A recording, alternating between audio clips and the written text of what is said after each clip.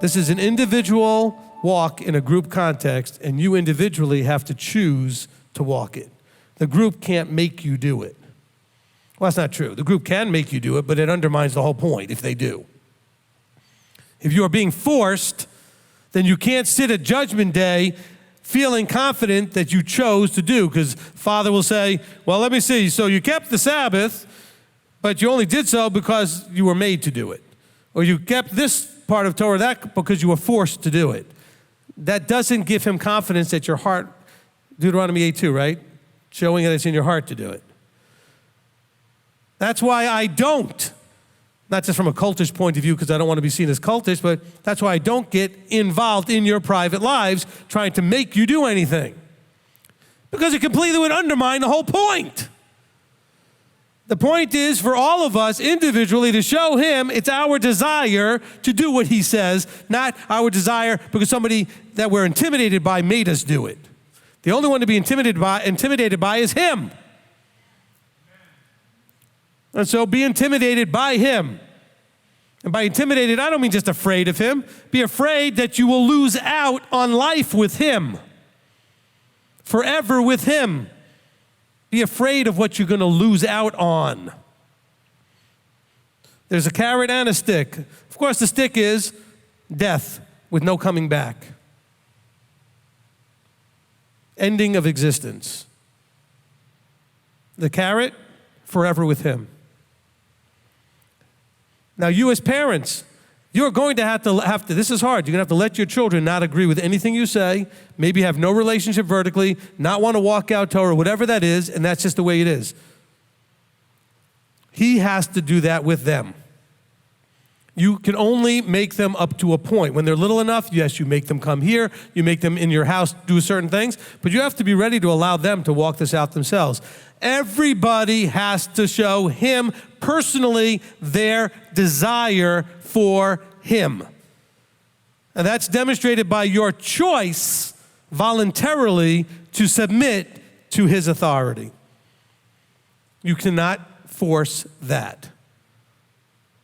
I know that's hard. Oh, my children, listen, your children are only your children for a period of time. You have to release them to him at some point. And by the way, my children, just because I'm the rabbi, doesn't mean any different than your children if you're not the rabbi. They are going to make their own choices. And whatever choices they make, some of you will think if they make one choice or the other choice, that somehow that reflects on me. You'll think that about your own children. Well, if my children go this way, people are going to judge me. Well, they shouldn't. Your choices are your choices. Your children's choices are their choices. You have to allow that. And you have enough, you have 3, 4, 5 children, you're going to find they're not all going to make the same choices. But I raised them all the same, but they have to walk their own journey. So part of you finding peace in a world not his is recognizing that you have to have peace with the fact that you only have so much authority over them. Forget about just the authority you have to struggle to have over yourself. You struggle with yourself. How do you expect to have authority over your children or anybody else? Same thing with you husbands and wives. Oh, but my spouse, listen, your spouse still has to wait for his own calling and his own or her own calling, whatever, where their bubble gets burst and they choose. You can't force your spouse to see it, embrace it, or get it. You can't, let's say you're older and you have older parents, but you're an adult. You can't make your parents get it either. Works in every direction. You can't make your children get it. You can't make your parents get it. You can't make your siblings get it or your friends get it. You have no ability to do this. I know Christianity taught you to go and get in everybody's face and preach the gospel and blah, blah, blah, blah, blah. That is completely anti the scriptures. Okay? You're trying to do something that's completely against scripture. It says very clearly, no one comes unless the Father draws. No one.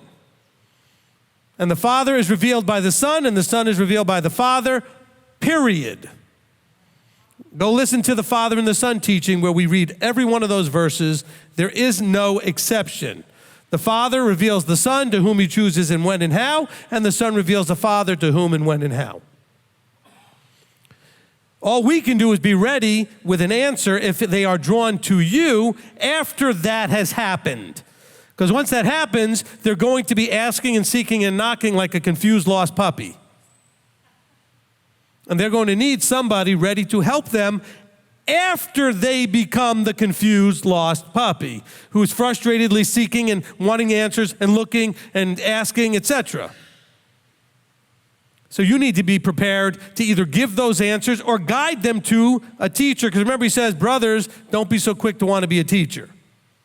There's no shame or embarrassment or lack in you, or you're not going to get any lower grade in the little thing called life because you had to point the people towards a teacher. Matter of fact, you probably get a higher grade because you had the humility to recognize, I don't really have the qualifications to explain this well enough to you. I only know it well enough to do it myself, but I can show you the teacher I learned from and send you towards a teacher. There is no shame in that. You should know the teachings that you should point people towards if that's where you need to be. Because that way you avoid the double judgment, the greater judgment that's talked about in verse 1. So let's be careful that we're understanding that.